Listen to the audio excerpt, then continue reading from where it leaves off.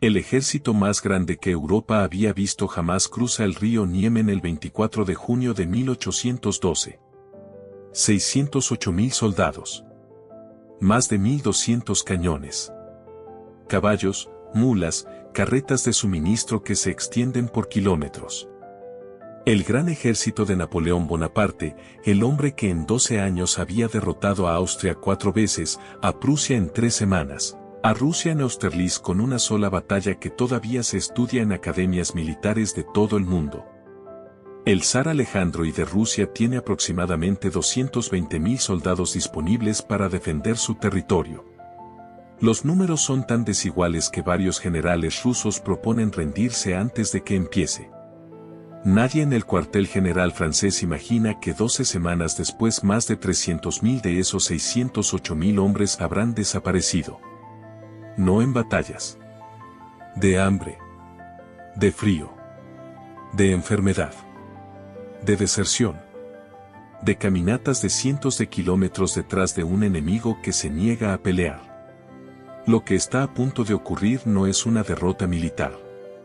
Es algo más extraño y más devastador. Es la primera vez que alguien derrota a Napoleón Bonaparte sin vencerle en el campo de batalla. Para entender cómo fue posible necesitas entender que había funcionado siempre antes.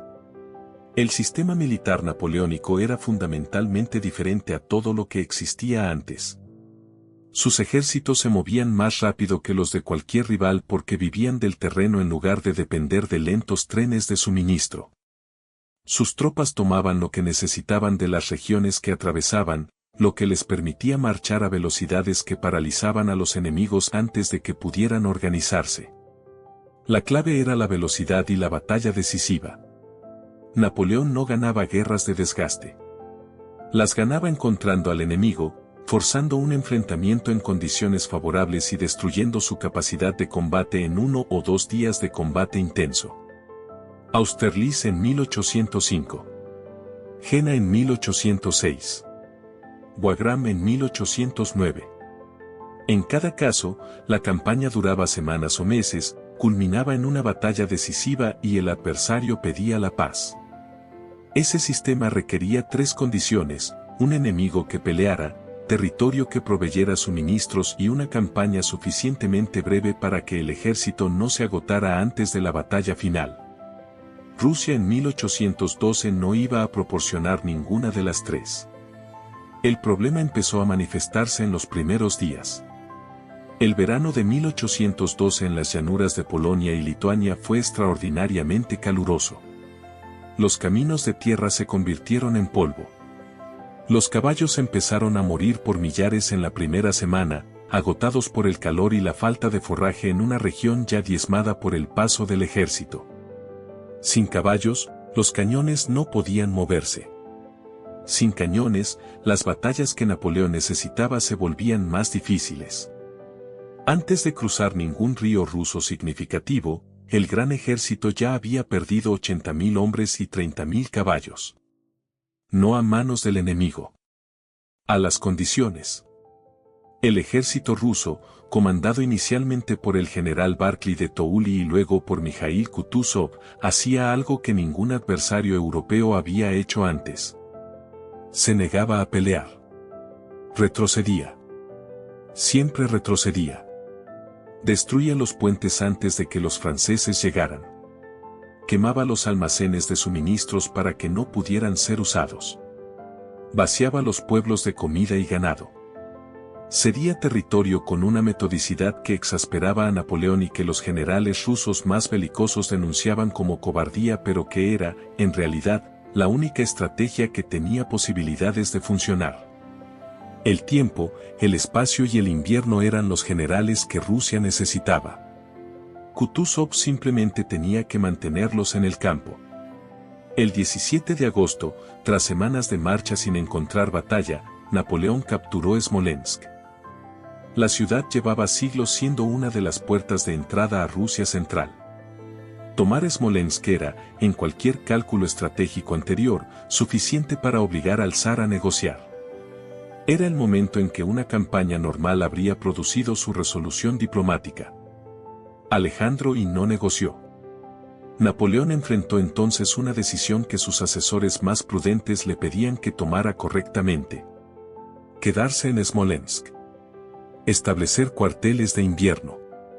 Reorganizar el ejército exhausto y diezmado. Reanudar la campaña en primavera desde una posición sólida con líneas de suministro establecidas. Esa era la decisión militarmente racional. Napoleón avanzó hacia Moscú. Las razones que dio para esa decisión revelan una incomprensión fundamental de la naturaleza del adversario que enfrentaba. Napoleón razonaba en términos europeos. En Europa, las capitales eran el centro político, económico y simbólico del poder. Tomar París significaba tomar Francia. Tomar Viena significaba tomar Austria. Tomar Moscú debía significar tomar Rusia. Pero Rusia no era Europa de esa manera. Moscú era la ciudad más importante de Rusia, pero no era su capital administrativa, que era San Petersburgo. Y más fundamentalmente, el zar Alejandro ya había decidido que no negociaría independientemente de lo que perdiera territorialmente. Esa decisión transformó toda la lógica napoleónica de la campaña. No había objetivo territorial cuya caída pudiera forzar la paz. Napoleón no lo entendió hasta que fue demasiado tarde. La batalla de Borodino, el 7 de septiembre de 1812, fue la más sangrienta de toda la era napoleónica. 80.000 bajas combinadas en un solo día. Kutuzov finalmente ofreció batalla a unos 130 kilómetros al oeste de Moscú, no porque creyera que podía derrotar a los franceses, sino porque la presión política y el orgullo militar ruso hacían políticamente imposible continuar retrocediendo sin presentar resistencia. El resultado fue técnicamente una victoria francesa. El ejército ruso abandonó el campo de batalla.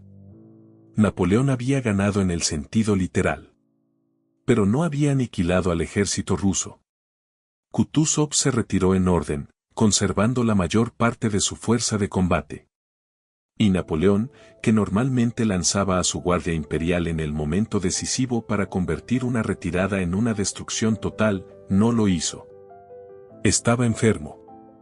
Sus generales le advirtieron que la guardia era su última reserva y que perderla a esta distancia de Francia sería irreparable. La batalla de Borodino terminó sin el resultado decisivo que Napoleón necesitaba. Y una semana después, el 14 de septiembre, el gran ejército entró en Moscú. Moscú estaba vacía. El gobernador Rostopchín había ordenado la evacuación de la ciudad y la destrucción sistemática de sus almacenes y edificios para que nada pudiera servir al ocupante. La misma noche de la entrada francesa, los incendios comenzaron. Ardió durante 5 días. Cuando las llamas se apagaron, aproximadamente 3/4 partes de Moscú habían sido destruidas. Los cuarteles que el ejército francés necesitaba para sobrevivir el invierno no existían. Los suministros que debían reabastecerlo no existían. La ciudad que debía ser el símbolo de la victoria era un campo de escombros humeantes. Napoleón esperó 33 días en Moscú esperando que Alejandro enviara representantes para negociar la paz. Alejandro no envió a nadie. El 19 de octubre, con el invierno aproximándose y sin suministros para sostener el ejército en una ciudad destruida, Napoleón ordenó la retirada. Lo que ocurrió entre octubre y diciembre de 1812 es uno de los colapsos militares más documentados y más estudiados de la historia. El ejército que abandonó Moscú tenía aproximadamente 100.000 combatientes en condiciones de pelear. El invierno ruso de 1812 fue excepcionalmente temprano y excepcionalmente severo. Las temperaturas bajaron a menos de 30 grados centígrados en noviembre. Los soldados del gran ejército no tenían ropa de invierno adecuada. El plan original contemplaba una campaña terminada antes del otoño. Los suministros de comida eran insuficientes para el número de hombres que intentaban sobrevivir la retirada por los mismos caminos que ya habían sido vaciados de todo recurso en la marcha hacia adelante. Los cosacos y las guerrillas campesinas atacaban constantemente las columnas de retirada, cortando a los rezagados, destruyendo los grupos pequeños que se separaban de la columna principal. El cruce del río Beresina entre el 26 y el 29 de noviembre, con el ejército ruso cerrándose por ambos flancos y el río parcialmente descongelado, produjo una matanza que se recuerda en el lenguaje francés hasta hoy. La expresión "está en el Beresina" se usa todavía para describir un desastre absoluto. Cuando los restos del gran ejército cruzaron de regreso el río Niemen en diciembre, menos de 100.000 hombres completaron el regreso de los 608.000 que habían cruzado 6 meses antes. El resto había muerto, quedado prisionero o desertado. Las consecuencias estratégicas del desastre en Rusia se desarrollaron con una velocidad que habría parecido imposible un año antes. Rusia, que había sido aliada forzada de Napoleón, firmó un armisticio con Rusia en enero de 1813 y declaró la guerra a Francia en marzo. Austria, que había sido derrotada repetidamente por Napoleón pero que había mantenido una alianza matrimonial mediante el casamiento de Napoleón con la archiduquesa María Luisa, también cambió de bando. La coalición que se formó en 1813 era cualitativamente diferente a todas las anteriores porque los adversarios de Napoleón habían aprendido finalmente que funcionaba y que no buscar la batalla decisiva que Napoleón sabía ganar. Combatir de manera coordinada en múltiples frentes. Atacar a los mariscales franceses cuando estaban separados. Evitar enfrentar a Napoleón directamente a menos que tuvieran superioridad numérica aplastante. En la batalla de Leipzig en octubre de 1813, 360.000 soldados de la coalición enfrentaron a 190.000 franceses durante 4 días. Fue la mayor batalla de la era napoleónica y la primera derrota de Napoleón en una batalla campal en Europa occidental. En abril de 1814, Napoleón abdicó. El instrumento de la abdicación hacía referencia explícita a que los ejércitos aliados habían llegado a París. No decía que habían derrotado a Napoleón, porque en cierto sentido no lo habían derrotado directamente. Lo que habían derrotado era el instrumento que Napoleón necesitaba para ganar, el gran ejército. Y ese instrumento había sido destruido no por ningún adversario en el campo de batalla, sino por el invierno ruso, el hambre y la decisión de Alejandro y de no ofrecer exactamente lo que Napoleón buscaba. Los historiadores militares llevan 2 siglos analizando qué salió mal. Las respuestas se distribuyen en varios niveles. A nivel estratégico, el objetivo de la campaña nunca estuvo claramente definido de una manera que fuera alcanzable. Si el objetivo era forzar a Rusia a mantener el bloqueo continental contra el comercio británico, tomar Moscú no producía ese resultado porque el zar no iba a negociar. Si el objetivo era destruir el ejército ruso, la batalla de Borodino no lo logró y el ejército ruso sobrevivió para pelear al año siguiente. A nivel operacional, la campaña fue víctima de sus propios éxitos anteriores. El sistema de aprovisionamiento sobre el terreno que había funcionado en la Europa central y occidental no funcionaba en la vastedad de Rusia, donde las distancias eran incomparablemente mayores y la política de tierra arrasada rusa eliminaba los recursos que el ejército necesitaba. A nivel de decisión, el momento crítico fue Smolensk. Continuar avanzando en agosto de 1812 cuando el ejército ya estaba debilitado y sin haberse producido la batalla decisiva que debía terminar la campaña fue el error que hizo irreversibles todos los demás. Pero hay algo más profundo que los análisis puramente militares.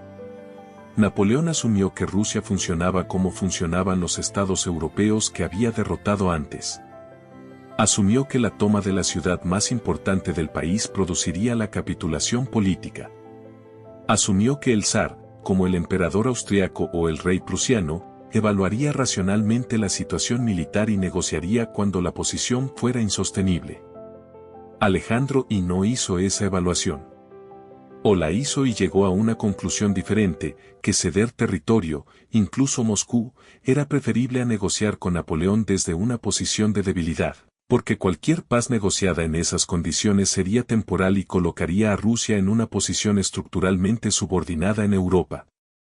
Fue, en ese sentido, la colisión de 2 lógicas incompatibles. Una que funcionaba perfectamente en los contextos para los que había sido diseñada. Otra que funcionaba perfectamente para el contexto específico que Rusia representaba.